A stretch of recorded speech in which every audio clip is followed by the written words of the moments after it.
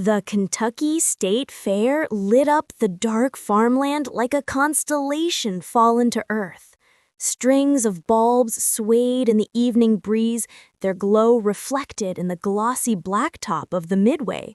The hum of generators and the scent of frying oil hung thick in the air, twined with the metallic tang of tractor grease and the sweet weight of cotton candy. Jessica Harper had been to the fair before. Every summer since she was 6, her parents had brought her and her little brother to ride the Ferris wheel and watch the horse shows. But tonight felt entirely different. Tonight wasn't about family or school friends. Tonight, she was here with a boy, her first real date. She had fussed over her outfit in the mirror for nearly an hour. Denim skirt, pale pink blouse, and her grandmother's necklace with the tiny silver key. Her mother had teased her gently before driving her to the fairgrounds, but Jessica had caught the gleam of nostalgia in her eyes. And then there was Noah. He had been waiting for her at the entrance gates, one hand shoved into his jeans pocket, his dark hair falling into his eyes. When he smiled, the noise of the crowd seemed to fade. He wasn't the most popular boy in school, but he was the kind of boy Jessica liked.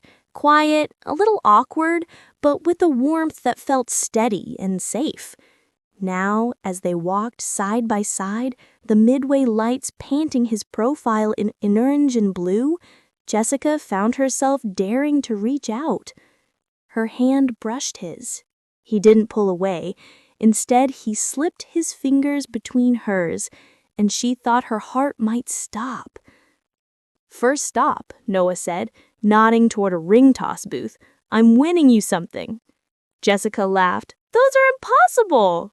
"Not for me," he winked, though his first 5 rings clattered uselessly against the bottles. Still, his determination made her grin. Finally, on the last toss, a ring landed neatly with a crisp clink. The booth attendant handed him a prize, a bear nearly half Jessica's size, its fur the color of old parchment, its button eyes strangely glossy. She hugged it anyway, burying her face in its scratchy chest. The bear smelled faintly of dust and carnival sawdust. "Perfect," Noah said, looking at her as though he had just won something much greater. They moved through the fair in a blur of laughter and sugar. Jessica nibbled fried dough while Noah devoured a foot-long corn dog. They rode the tilt-a-whirl until they stumbled off dizzy and breathless.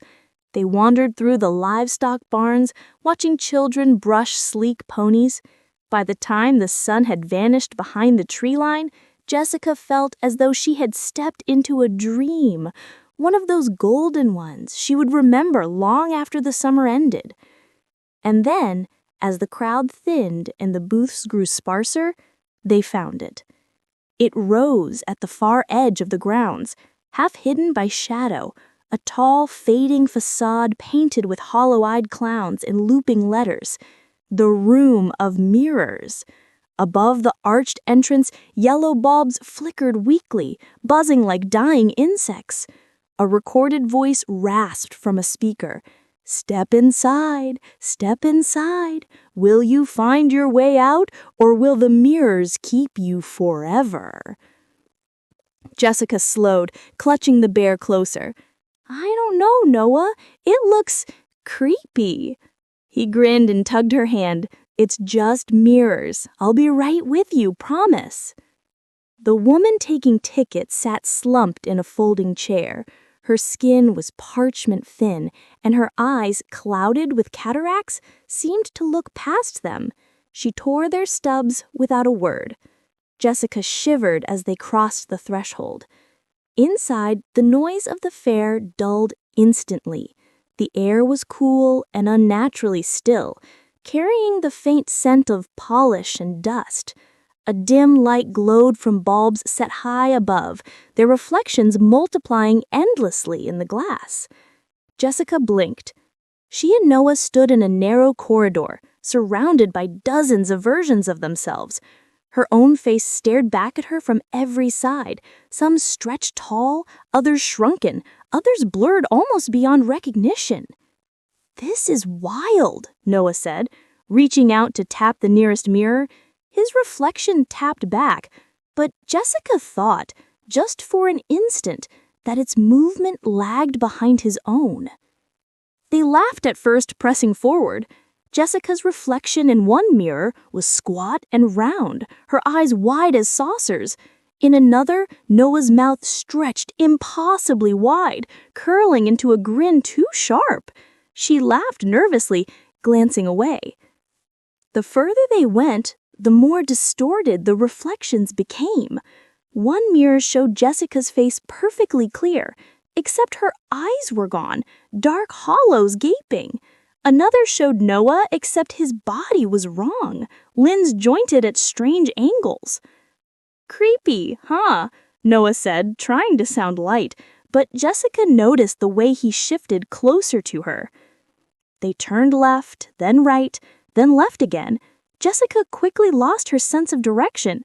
Every corridor looked the same, gleaming walls stretching into infinity, their reflections folding back on themselves like a kaleidoscope. Her heart began to race.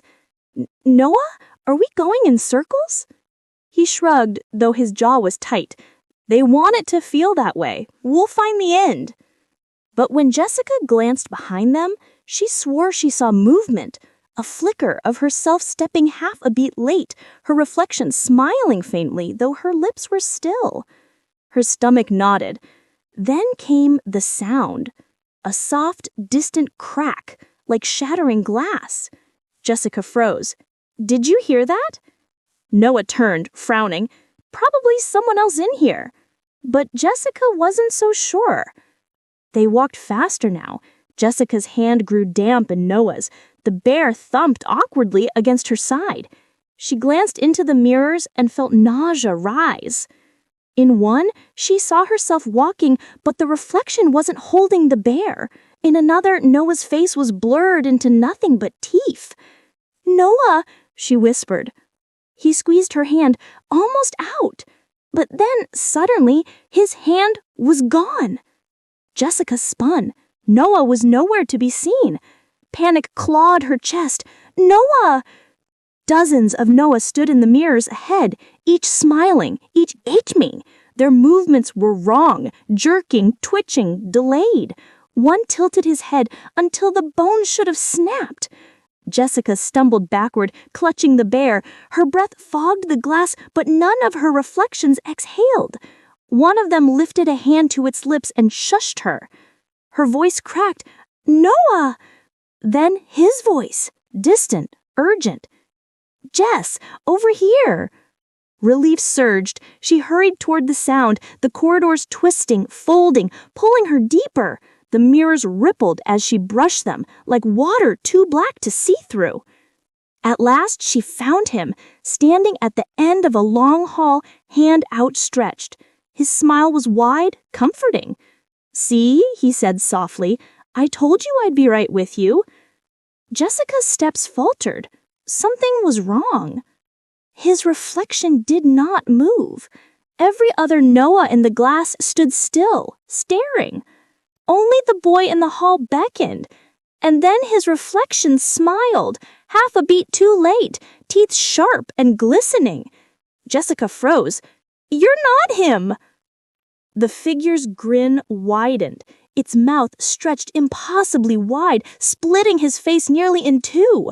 The mirrors around her shattered inward, shards slicing her arms as pale hands shot from the glass. They clawed at her hair, her arms, pulling her down.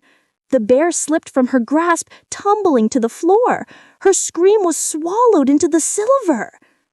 The exit door creaked open minutes later. Noah stumbled out alone, his face pale, eyes wide and unseeing. In his arms, he clutched the stuffed bear. Carnival workers asked where the girl had gone, but he only shook his head, silent. The bear's button eyes gleamed under the floodlights, catching the glow of the midway. Its weight was wrong, too heavy, shifting as though something inside pressed against the seams, desperate to get out. Jessica Harper never left the room of mirrors, but her reflection did. The Colorado State Fair was everything Tommy dreamed it would be. Bright lights spun in dizzy colors, calliope music clanged from the rides, and the air was heavy with the smell of fried dough and roasted corn. Tommy tugged at his mother's sleeve, eyes wide. "Can I ride that one? Please, just one more." It was the 7th time he had asked that day, and like the 6 times before, his parents gave in. His father grumbled about the price of tickets, but Tommy hardly heard him. He raced ahead, leaving his baby sister gurgling in her stroller, his mother wiping powdered sugar from his face, his father sighing in defeat. Tommy was the center of everything, and he liked it that way. But 4 hours later, when the sky had turned the color of bruises and his sister began to fuss, his parents decided it was time to leave. "No," Tommy wailed, his voice carrying above the fairground noise. He stomped his foot hard enough to send dust puffing up around his sneakers. "I don't want to go." His mother bent low, her voice firm. "Tommy, enough." But he wasn't done. He clenched his fists, his cheeks burning red, tears springing to his eyes. "It's not fair. I never get what I want." That was a lie, and even Tommy knew it. But the fury in him needed to be heard. His parents turned toward the exit anyway, his father pushing the stroller, his mother tugging at his arm, and that was when Tommy made a choice. With a sharp jerk, he yanked free and darted into the crowd. At first he grinned. He imagined their panic, how they'd run after him, how they'd finally realize they couldn't leave until he said so. But no one came. Tommy slowed. The crowd pressed in on all sides. But something was wrong. The sounds of the fair were changing. The laughter thinned, muffled, as if swallowed by heavy fabric. Music warped, the notes bending in strange ways, like a tape recorder slowing down. He turned left, then right. The Ferris wheel was gone. So were the food stalls. The people moved slowly, their faces blurred in the dim light, eyes downcast as though they didn't see him at all. "Mom?" Tommy called. His voice seemed swallowed by the air. That was when he noticed the balloons. A trail of them bobbed just above the crowd, black and glossy, reflecting distorted shapes in their surfaces. They led down a narrow row of shuttered booths, darker than the rest of the fair. And at the end of that row, a clown was waiting. The clown's costume should have been bright, but its colors were faded, like an old photograph. His painted grin stretched unnaturally wide, almost reaching his ears.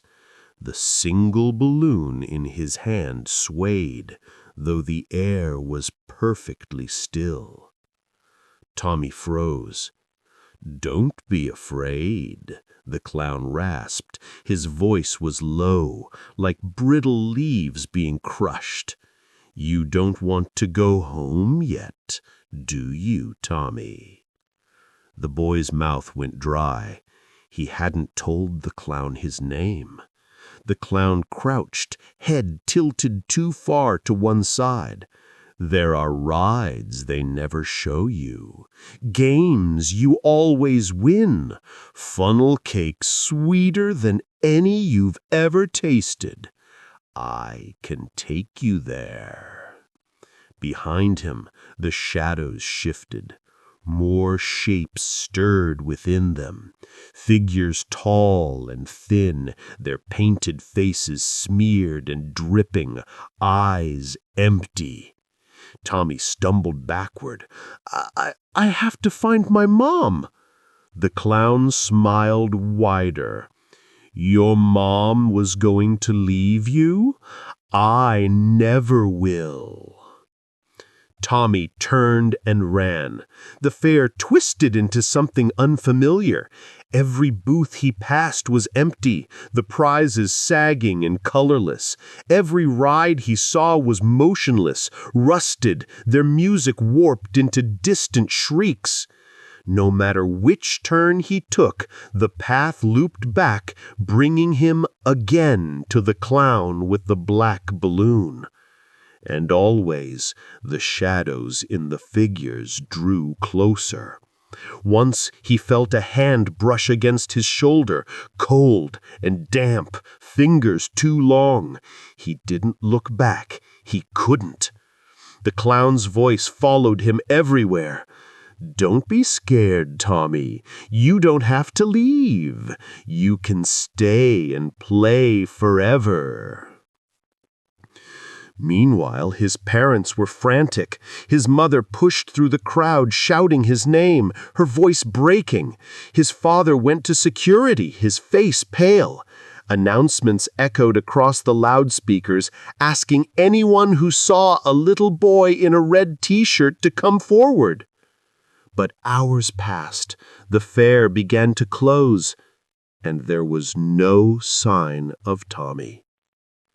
They left long after midnight, hollow and trembling, the empty stroller rattling as they wheeled it to their car. Tommy was never found. But a year later, at the next Colorado State Fair, whispers spread. Children told their parents they had seen a boy wandering near the back of the rides, his skin pale, his smile too wide, a black balloon bobbing in his hand. Some claimed they even heard his voice, thin and distant, carried on the wind. "Don't leave! Stay and play forever!"